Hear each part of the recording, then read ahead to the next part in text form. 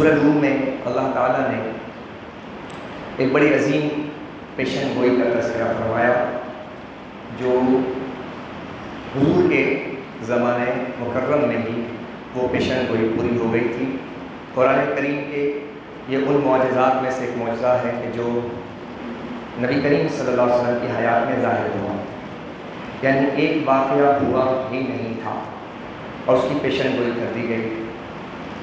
اور پھر ویسے ہی ہوا جیسا کہ اللہ نے فرمایا تھا۔ تو یہ قرآن کا ایک معجزہ تھا کہ جس بات کا ذکر، جس بات کی خبر اور جس غیب کی خبر کا تذکرہ قرآن نے آیت مقدسہ سورہ روم میں فرمایا، وہ غور طلب ہے۔ حاضر عزیز وقار، اس سورت کے شروع میں یہ خبر دی گئی تھی کہ اس وقت دو امپائرز تھے، دو طاقتیں تھیں، اور وہ دو طاقتیں بہت ہی زیادہ مضبوط تھیں، فزیکل۔ ان کے پاس باقاعدہ افواج تھیں، ان کے پاس معاش و معیشت تھی۔ ایک مجوسی تھے آتش پرست، اور ایک رومنس تھے اہل کتاب۔ ان دونوں کا تصادم ہوا، یہ دونوں آپس میں ایک دوسرے کے آمنے سامنے کھڑے ہو گئے، لڑائی ہوئی، جنگ ہوئی،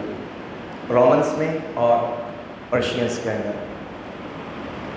اب وہ جب جنگ ہوئی تو رومی مجوسیوں سے مغلوب ہونے کے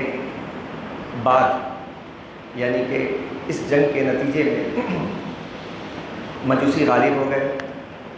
اور رومنز مغلوب ہو گئے۔ اور پھر جب یہ ذکر آیا نبی کریم صلی اللہ علیہ وسلم کے پاس، تو قرآن کریم فرقان حمید نے اس معجزے کا اظہار کیا کہ اس وقت مجوسی غالب ہیں، رومنز مغلوب ہیں، اہل کتاب مغلوب ہیں، اور بت پرست یا بے دین غالب ہیں۔ تو قرآن کریم نے یہ کہا، پیشن گوئی کی، کہ رومیوں کی فتح ہونے والی ہے، رومنز فتح یاب ہو جائیں گے۔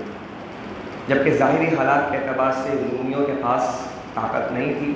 یہ ذہن میں بات آ ہی نہیں گئی کہ مستوعات تھی، ایکسیپٹیبل نہیں تھی۔ یہ کیسی بات ہے کہ مجوسی غالب ہو جائیں گے، رومنز معاف کیجیے گا، مجوسی مغلوب ہو جائیں گے اور رومنز غالب ہو جائیں گے۔ تو جب یہ بات آئی تو دو بحث چھڑی مکے کے اندر۔ ایک بحث چھڑی کفار کی طرف سے کہ دیکھو مجوسی بھی دین ہے، ان کے پاس کوئی دین نہیں ہے، جس طرح انہوں نے تمہارے بھائی جو کتاب والے ہیں، اہلی کتاب ہیں، مسلمانوں سے کہا،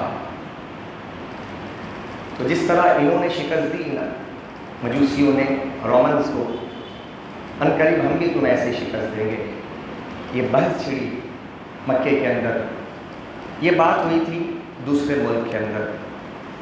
انوائرمنٹ کو سامنے رکھ کر قرآن کو سمجھیں گے تو چیزیں بہت آسانی سے سمجھ آئیں گی۔ کمیونیکیشنز نہیں تھے اس وقت میں، خبریں کتنے دنوں کے بعد کنوے ہوتی تھیں، لیکن ایک جنگ ہو رہی تھی۔ آج کی کمیونیکیشن کا زمانہ نہیں ہے کہ اسرائیل کے اندر اگر کسی نے پتھر بھی اٹھا کر مارا تو اس کے اگلے سیکنڈ کے اندر پوری دنیا میں وائرل ہو جاتی ہے۔ ایسا نہیں ہے کہ اگر پیلسٹینین جو ہے وہاں پر دفاع کر رہے ہیں، یا پھر اسرائیل جو ہے بامبنگ کر رہا ہے، میزائل برسا رہا ہے، حماس اس کا دفاع کر رہا ہے، تو آپ کے اگلے ہی لمحے جو ہے پوری دنیا کے اندر جو ہے ایک مشاورتی ٹیم بن جاتی ہے، دو گروپس بن جاتے ہیں، بعض کہتے ہیں کہ جائز ہے، بعض ناجائز ہے۔ یعنی کہ ایک ہی دن کے اندر آپ کو کتنی خبریں، کتنے اخبار، کتنے شواہد ملنا شروع ہو جاتے ہیں۔ یہ اس زمانے کی بات ہے جس زمانے میں یہ صورتحال نہیں تھی۔ اس صورتحال کو آج کے زمانے میں سمجھیں گے تو شاید بات آپ کو سمجھ نہ آئے، لیکن آپ کو اس زمانے میں جانا پڑے گا جب خبریں اتنے دنوں کے بعد آتی تھیں، دوسرے ملک میں جنگ ہو رہی ہے، اور کون جا کے رپورٹنگ کرے گا۔ صحافت اس طرح کی زرد صحافت بھی تھی نہیں جو آج کی زرد صحافت ہے کہ بات کو کسی طرح ہو، کس طرح پیش کر دیا جائے۔ تو جب یہ باتیں شروع ہوئیں تو مسلمانوں نے آ کر حضرت صدیق اکبر رضی اللہ تعالیٰ عنہ سے کہا، تو صدیق اکبر رضی اللہ تعالیٰ عنہ نے جو ہے اس وقت ابی بن خلف سے کہا کہ ٹھیک ہے، تم دیکھنا کہ قرآن کریم کی جب یہ آیت نازل ہوئی تو کہا کہ تم شرط لگا لو مجھ سے 10 اونٹ کے 10 اونٹ کے شرط لگا لو کہ ہم غالب ہوں گے، یہ رومی غالب ہوں گے۔ تو ابی بن خلف نے کہا کہ تو بہت اچھی بات ہے، آ جاؤ شرط لگا لو، کتنے سال میں؟ کہا 5 سال میں۔